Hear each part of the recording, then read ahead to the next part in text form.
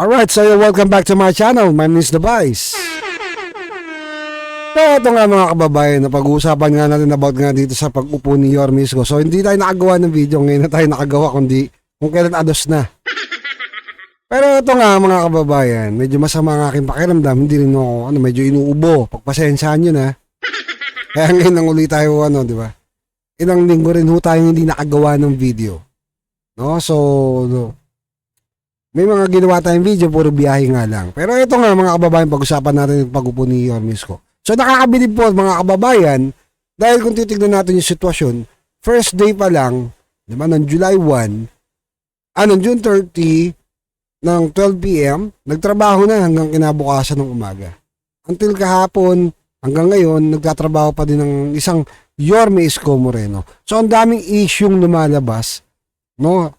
Na yun nga yung kahapon sa inauguration ni Yorme. At ito panoorin natin bago natin bigyan ng komento at ng tawag nito, reaction. Alright, so ito panoorin nun natin yung first video, no? Ito, yung problema sa basura. Ayan, basura pa din. Panoorin nun natin. Sa unang araw ng kanyang pagbabalik City Hall, isinailalim ni Manila Mayor Isko Moreno sa state of health emergency ang lungsod dahil sa lumalalang problema sa basura. Bumitaw na rin sa kontrata ang dalawang nangongolekta ng mga ito dahil sa umano'y utang sa kanila ng City Hall na abot sa halos 400 milyong piso. Nakatutok si Mark Salazar. Mula sa mga pangunahing kalsada gaya sa Tutuban hanggang sa mga secondary road ng Moriones, umaalingasaw ang problema ng Maynila na kabisera pa man din ng Pilipinas. Kaya ang pag-aayos sa basura ang first order of business ng nagbabalik Manila City Hall na si Mayor Isko Moreno. I opted to declare and request the City Council tomorrow, first session day, to declare the state of emergency, health emergency of the entire city of Manila. Ang tansya ni Mayor, mahigit 4,000 metric tons ng basura ang naiwang nakatiwangwang dahil paudlot-udlot umano ang koleksyon ng basura. Aray ko! Mabaho talaga, perwisyo. Sa ano na, mga tumadaan, mga kaya... At yung natambak dyan, yan, punong-puno lahat dyan. Yan, lahat ng mga pedestrian lane na yan, napuno ng basura yan. Sumulat na kay Mayor Isko ang dalawang hauling contractors ng Maynila, ang Fileco at Metro Waste, para voluntaryong i-terminate ang kanilang serbisyo. Hindi na raw nila kayang tustusan dahil umabot na sa halos 400 million pesos ang utang ng City Hall sa kanila mula lang nitong Enero. Pumatong na ito sa halos kalahating bilyong utang naman ng City Hall sa Lionel na unang bumitaw din sa kontrata. Because of financial mismanagement. Tandaan nyo ang is kalahating bilyon, no? 500 million almost ang utang ng Manila nung time ni Lacuna sa loob ng 3 taon. Tapos may utang pa ulit dun sa, di ba, Metro Waste tsaka sa Fileco. Yung bagong kontraktor na kinuha nila, no? So ito nakakagulat, di ba? Grabe, saan nila dinadala yung pera? From 561 million, today as we speak, 950 million na ang bayarin sa basura. Almost 400 million na hindi rin binayaran ang Metro Waste at Fileco. Pero Lionel din ang pinakiusapan ni Mayor Isko na magbalik hakot ng basura. Kahit wala pa silang bagong kontrata. Tumalima naman ng Lionel at nangolekta ng libre simula kaninang 2:00 ng hapon. Nung mabalitaan ng mga taga Esquinita Madrid extension na andito na yung maghahakot ng basura, naglabasan. Sila kuya, naipuna na ho kayo ng basura? Ha? Oo, napunan na. Ngayon, kinukuha na ngayon. Ha? Pero na po. Opo. Ano ba yung mga basura mo? Matagal na po ito na-stock eh. Opo. Bakit? Buti nga po dumaan eh. Ang paki nyo, ang tagal na stock sa bahay, hindi nangangamoy sa loob ng bahay yan. Grabe yan. Sa loob ng Manila North Cemetery, pinakamalinaw ang banta ng Grabe, basura sa ano? kalusugan. Kahit maliit ang komunidad dito, aabot daw talaga ng ganyan ng basura kung walang nangungulekta. Minsan-minsan to may punta raw pong DPS, kaya lang pili lang yung mga kinukunang lugar. Sa kanyang press conference, tinanong si Mayor Isko kung pananagutin niya ba ang pinalitang mayor Dapat. sa problemang ito sa basura. We will dedicate our time, 2% of it, going after to those who are liable, administratively and criminally. Yun. 90% of our time, we will dedicate it to the people of Manila by serving them. Yes. Hindi na bayaran. When you acquire services and products at hindi mo binayaran, ang tawag dyan is tapa. Sinusubok pa namin kunin ang panig ni dating Mayor Hani Lacuna. Para sa GMA Integrated News. Diba? Yun yung ano doon mga kababayan Yun yung mahirap doon. Nakita ninyo, lumobo yung utang. Tandaan niya, lumobo yung utang sa tagahakot ng basura. Kasi ang laki ng pera sa basura. Kaya nga iba nagbablog na lang din Iba mga pangalan ng nilang basurero ng Japan, di ba? Takin niyo yun. Malaki yung pera sa basura. Pero yung basura sa ibang bansa, nakasegregate naman po yun. Kumbaga atado. Diba? Nabubulok, hindi nabubulok. Diba? Kaya yung ibang basura doon, napapakinabangan nila. Right? So ito, panorin pa natin. Ito ba? Yung nangyari sa City Hall. May pagpasok ni Yorme pa lang doon sa City Hall. Panorin nun natin to. Ito. Tawag na ito, yung dito ko natawa yung tawag nun, yung may bolt sa loob ng City Hall. Grabe yun, 2 bolt, tapos ubos yung gamit. Panorin natin.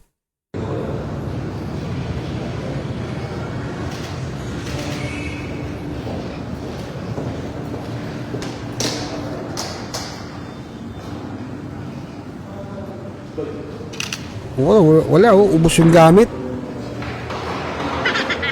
Uy, may ball? Parang may ball. Check. Yan yung yata na yung basura.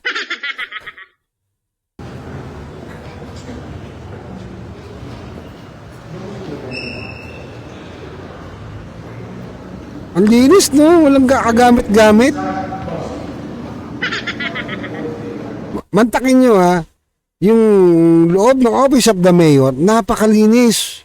Di ba? Nalimas yung gamit. Naubos.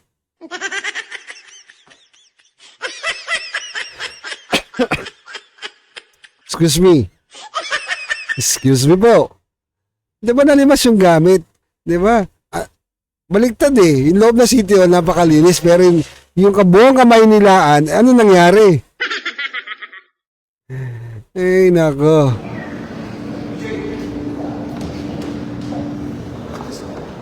Linis baliktad Yung City Hall ang linis ang loob ng City Hall, walang gamit-gamit. Yan, may bolt na naman. Nakalak pa. Nagkaroon ng bot. Office of the Mayor. May bolt.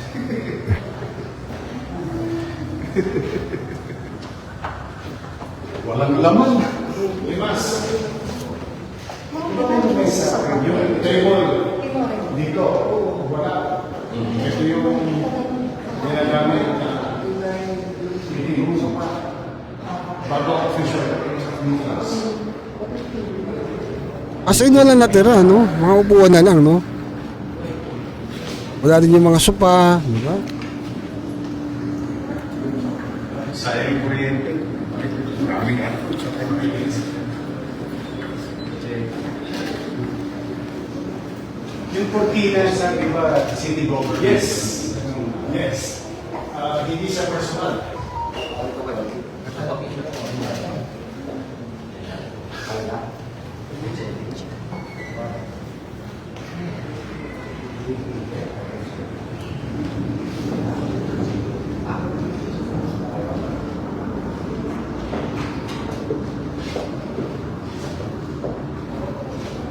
Ubus talaga, no? Grabe yan.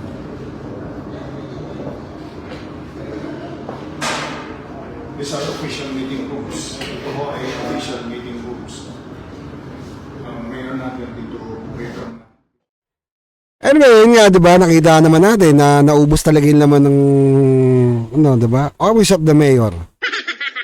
Alam niyo mga kababayan, di ba? Pag ang isang opisyal o napakataas na gobyerno, opisyal ng gobyerno, meron pong budget yan para sa mga kagamitan. Di ba? Yung mga gamit na kailangan sa loob ng opisina. Kasi parang bahay din muna yan. May refrigerator, may TV, may computer, di ba? Buti ka hindi nawala aircon eh. Ang tindi yung bolt lang iniwan eh, no? Bantakin niyo may bolt sa loob. Eh, bawal yun. Di ba? Bawal nga maglagay ng bolt sa loob ng, ng Office of the Mayor o kahit sa anong ano. Kasi hindi ka naman City of di ba? Nasa baba yung City of Treasury. Sa baba ba? O sa second floor yata. Basta nasa baba, alam ko. Di ba? Nasa baba yun. Tama, sa baba. So, bakit may bolt? Yun ang tanong eh. Tsaka yung mga gamit, di ba, na binadgetan, binili ng gamit, siyempre, nagpat ng gamit yan. Eh, mas gusto niya yung, di ba, ang bawa ko na, gusto niya kulay pink, o kulay red. Ha? Binabudgetan yan para, pero yung budget ng pinambili ng gamit, pera ng taong bayan. Pera ho ng mga Manilenyo. Na katulad natin, katulad ko, na taxpayer sa Manila. Nakuha niyo yung punto, bakit mawawala yung gamit? Another gastos na naman yan. Siyempre, kailangan bumili ng gamit ni Yorme. Ano gagamitin niya? Diba? Grabe yan. Grabe yan. So, ito, panoorin pa natin yung, ito nga yung, yung kahapon, yung speech ni Yorme Isko. Panoorin natin mga kababayan, ha? Isang araw lang, May 9, 3 days before election, pinag-cash advance ng 132 million pesos. Ayan po siya. Ang pangalan po niya, Jonathan Garso. Isa pang mataas na opisyal ng City Ang Hall, tindi. lilingunin natin sa tawag na Assistant City Administrator. Nag-transfer ng malaking pondo from General Fund patungong Trust Fund. Ang pera, 683 million pesos. Ayan po siya. Yun yung tibay, no? 683. So, kalahating bilyon mahigit. Mga kababayan, alam ko, kilala nyo to. Lalo-lalo yung mga taga 6 District. 683 million. Alam ko, tumatakbo tong konsel dati. Hindi ko alam kung naging konsel to. Or tumatakbo siya konsel, hindi lang siya nanalo. Pero grabe, mahigit kalahating bilyon. Diba, saan nila dinala yan? Mantakin nyo yan, mga kababayan. Ang laki niya, 683. Tinalo mo pa yung nanalo sa loto. Tindi. Joy Dawis Asuncion. Hernan Bermejo. Nag-cash advance ng 640 Inang tindi. 641. So, 1 bilyon na. So, ibig sabihin, nag-cash advance sila nung alam nilang talo na yung Mayora. Ang tindi na ito. 41 million pesos. Ang susunod, ang summa cum laude, Attorney Marlon Lacson, amounting to 1.1 billion pesos. 1.1. Diba? Sila ba'y may krimen na ginawa? Hindi ko po alam. Ano 1 ginawa nila billion. sa pera? Hindi ko pa po alam. 2 bilyon, Pero mahigit. sigurado ako, one way or another, Kung ito total na 2.5 or 2, di ba? makinabang dito sa sesyon na ito.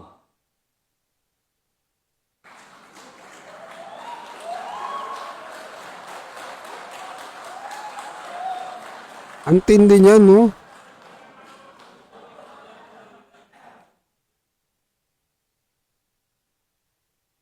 Before I continue, on a personal note, anong ginawa nyo naman sa Maynila?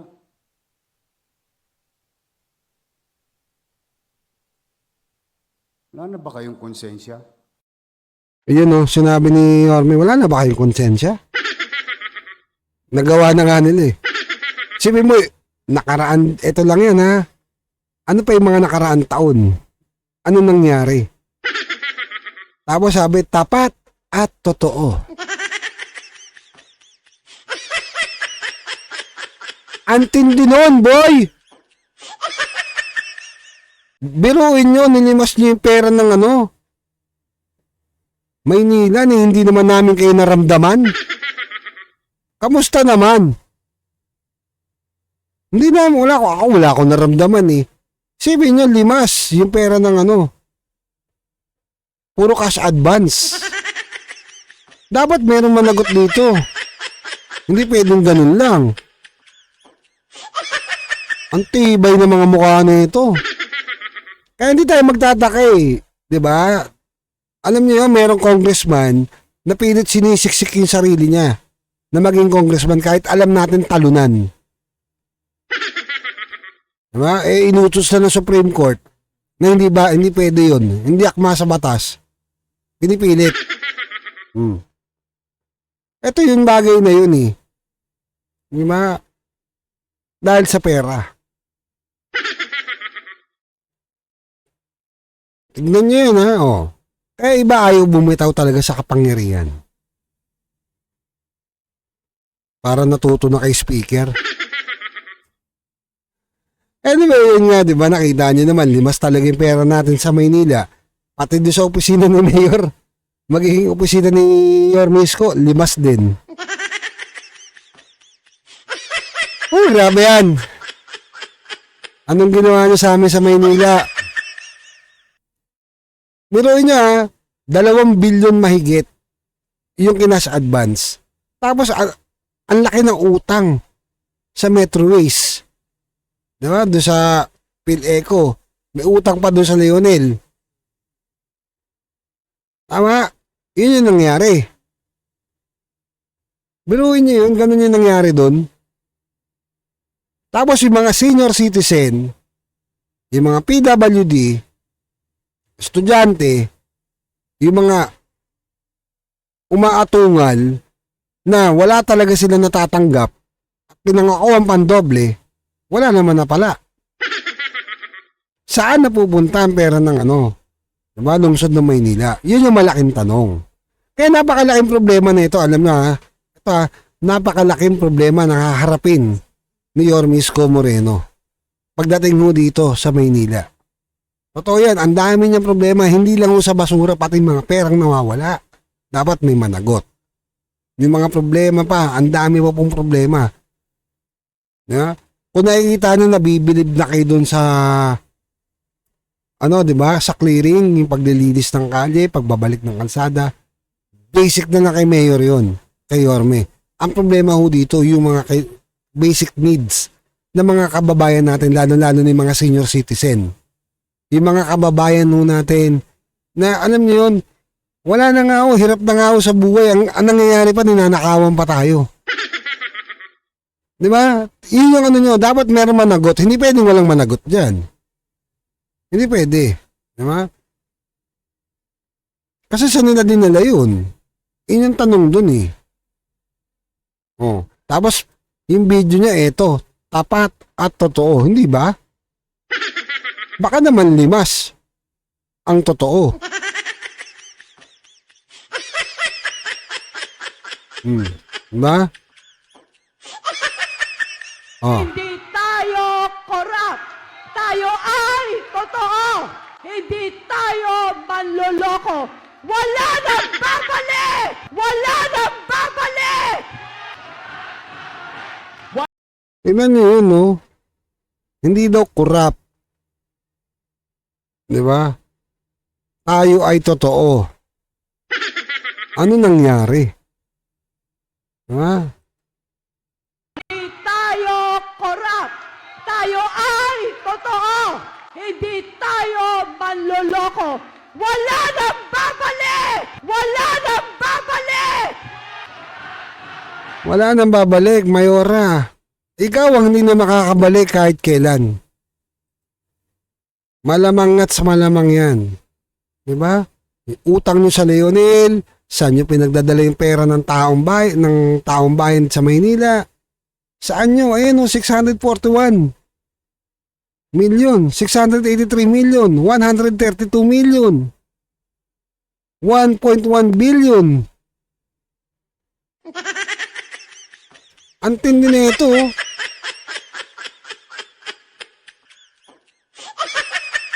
Naku, dapat may managot dito, Yorme, hindi pwedeng wala. Kung kami mga Manileño, hirap na hirap sa buhay. Diba? Hirap na hirap. Dapat, diba, maibalik yung mga yan.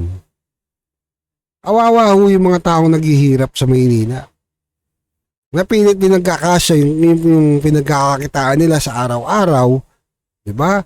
Bayad ng ganito, bayad ng ganon, bayad ng ganito. Tapos ganito lang.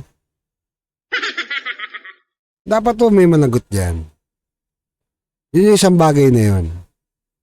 Right? So, yun lang naman mga kababayan. Hindi natin alam kung ano po yung magiging kasunod na mangyayari. Diba? Grabe yun. O ito ba, panoorin na natin yung speech ni Yorme. Isang araw lang, May 9, 3 days before Umulit lang. Yan pala. pinag-cash advance. Umulit lang. Anyway, yun nga, diba? Yung cash advance na yan, yung nakakaloka na cash advance, na talagang halos maubos yung pera ng taong bayan. Diba? Ito sabihan ko na kayo. Kung nangyari sa Maynila yan, magtaka na kayo sa 2028. Ubos. Panigurado.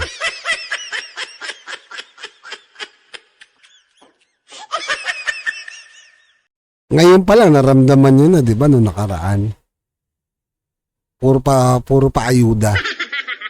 Sa 2028, mas lalo tayo magugulantang. Promise. Oo. Ay nako. Ang daming perang naubos pero wala ho nangyari sa buhay natin pare-pareho. Ganon pa rin ho yung bilihin, ganon pa rin ho kataas yung bayarin sa kuryente, sa tubig, diba? Gasolina, wala pong nangyayari. Kaya tandaan nyo 2028. Tapos, pilit nilang pinagdidikdikan yung 125 million.